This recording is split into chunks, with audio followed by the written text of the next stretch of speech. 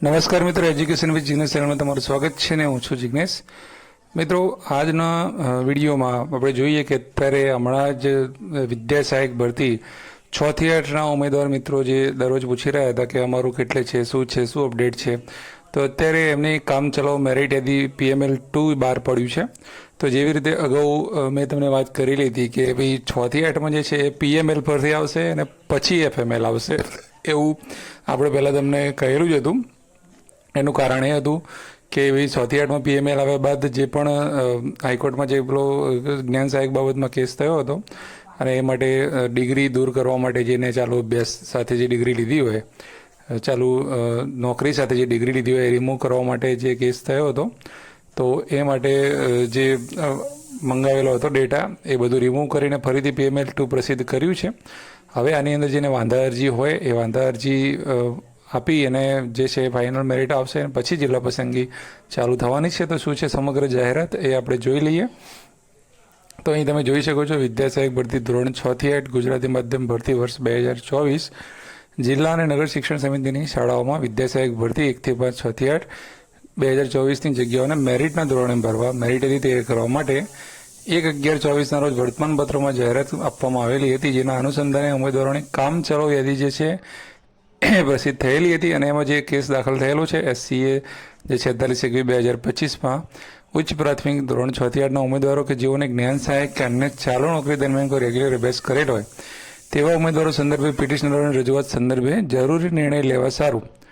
એટલે કે હાઈકોર્ટે જે આદેશ કર્યો હતો એની બાબતમાં લખ્યું છે, આ સંદર્ભે મળેલ રજૂઆતો અનુલક્ષીને 6 થી 8ના ઉમેદવારો કે જેઓને જ્ઞાન સહાયક કે અન્ય ચાલુ નોકરી દરમિયાન કોઈ રેગ્યુલર અભ્યાસ કરેલ હોય તેવા ઉમેદવારો જો તેવી લાયકાતના ગુણ સ્વેચ્છાએ દૂર કરવા માગતા હોય તેની અરજીઓ જે મંગાવવામાં આવેલી હતી અને એ બાજુ જે નવું જે PML જે છે એ હવે જાહેર કર્યું છે અને PML2 નામ આપ્યું છે. આ અત્યાર સુધી આવું કોઈ દિવસ બનેલું નથી. PML2 ને એવું બધું એક જે વિદ્યા સહાયક ભરતીમાં પણ આ PML2 જે ઓફિશિયલ વેબસાઇટ છે અહીંયા તમે જોઈ શકો VSBDP ઉપર ગુજરાતી માધ્યમમાં.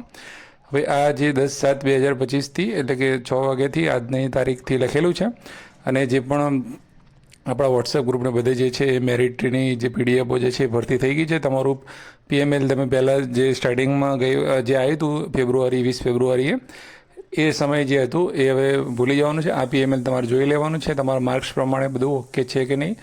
અને PF જોવા માટે જેવી રીતે તમે લોગિન તમારું જે કરતા હતા એ લોગિન જઈને લોગિન તમારું કરવાનું છે, તો તમારું જે છે મેરિટ તમને દેખાશે. આ સિવાય ફાઇલની અંદર પણ તમારું નામ નંબર પ્રમાણે લોગિન જે છે કરીને ફાઇલની અંદર પણ તમે જે છે એ તમારું મેરિટ નંબર ને બધું તમે જોઈ શકો છો. હવે ખાસ વસ્તુ અહીંયા એ કહેવાની છે કે ઉમેદવારો તેઓના નામ, લાયકાત, કેટેગરી અને મેરિટ ગુણ વગેરેમાં જો કોઈ ક્ષતિ હોય તો ઉપરોક્ત વેબસાઇટ ઉપર 10/7/25થી 12/7 દરમિયાન ઓનલાઈન સુધારાપત્રકની પ્રિન્ટ મેળવી લેવાની છે અને આ સુધારાપત્રકમાં તમારી વિગત દર્શાવી જો કોઈ સુધારો હોય તો જ સુધારાપત્રકમાં વિગત સુધારવી અને બાકી કોઈ સુધારો જો ના હોય. તમારે કેટલી વસ્તુ ચેક કરવાની છે?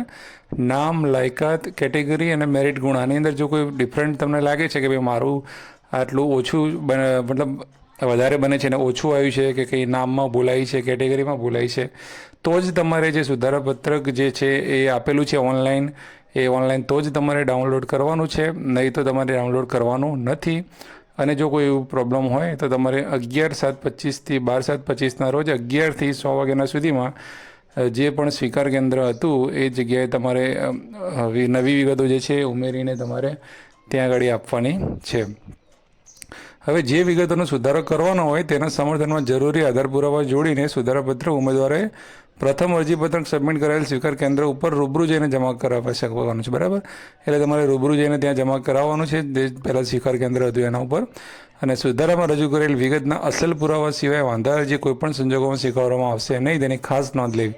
હવે તમારો કોઈ પ્રોબ્લેમ આવ્યો છે, સુધારવાનું તમારે થાય છે, તો એ બાબતનું જે પણ ઓરિજિનલ ડોક્યુમેન્ટ તમારે લઈને જવાનું છે, એમને એ લોકો અરજી એની જે છે એ લેશે નહીં. હવે વાંધા અરજી અન્વયે કરેલ સુધારો જાહેરાતના સંદર્ભમાં સુસંગત હશે તો જ ગ્રાહ્ય રાખી સુધારો કરવામાં આવશે. તમારો જે સુધારો જે છે એ લોકોને યોગ્ય લાગશે તો જ એ લોકો કરશે, બાકી નહીં કરે. ખાસ વસ્તુ જે ફાઇનલ મેરિટ યાદી અને મેરિટમાં આવતા ઉમેદવારો માટે કોલ લેટર જિલ્લા પસંદગીની વાત જે છે હવે પછી વેબસાઇટ ઉપર પ્રસિદ્ધ કરવામાં આવશે. એટલે કે ફાઇનલ મેરિટ હતી અને હવે તમારે એ જ સમજવાનું છે કે જે 100 કે હજુ તમારું જે સ્ટેટસ જે રહ્યું છે પીએમએલ જાહેર થાય છે એ સ્ટેટસ ઉપર પાછા આપણે આવી ગયા છે કે છેક ફેબ્રુઆરી મહિનામાં 20 ફેબ્રુઆરી જે પીએમએલ જાહેર થયું હતું એ સ્ટેટસ ઉપર લાઈને આ લોકોએ મૂકી દીધું છે. પણ આપણે એવી આશા રાખીએ કે ઝડપથી ફાઇનલ મેરિટ આપે અને આ કામગીરી પૂરી થાય 12 તારીખ સુધીમાં અને ઝડપથી ફાઇનલ મેરિટ આપણને મળી જાય અને ઝડપથી જિલ્લા પસંદગી ચાલુ થઈ જાય. હવે વાત કરવી છે કે 1 થી 5ની સ્થળ પસંદગી અંગેની કે એમનું જે છે કામગીરી પૂરી થઈ ગઈ જિલ્લા પસંદગીની, તો સ્થળ પસંદગી માટે શું થશે? તો હવે એ આપણે વાત કરી હતી કે કદાચ સરકાર પહેલાં કરી શકે છે, પણ હવે આ લોકોએ 6 થી 8નું કામ ઉપાડ્યું છે, તો કદાચ એવું બની શકે કે 6 થી 8નું કરીને બધાને એક સાથે પણ કરી શકે છે. એટલે એ બાબતમાં હાલ કોઈ ચોક્કસ માહિતી નથી, પણ જે છે ડોક્યુમેન્ટ છે કાસ્ટ બાબતનું છે બધું રેડી રાખજો. 1 થી 5 વાળા તમારું ગમે ત્યારે સ્થળ પસંદગીનો કાર્યક્રમ આવી શકે છે કે એવું નથી, નહીં આવી શકતો એવું નથી કહેતો, પણ કદાચ 6 થી 8નું ઉપાડ્યું છે તો કદાચ બે સાથે પણ થઈ શકે છે. એટલે આપણને થોડા દિવસમાં એની ખબર પડી જશે કે બંનેને સાથે હાજર કરવાના છે કે શું છે. હાલમાં જે છે 6 થી 8ની આ અપડેટ છે.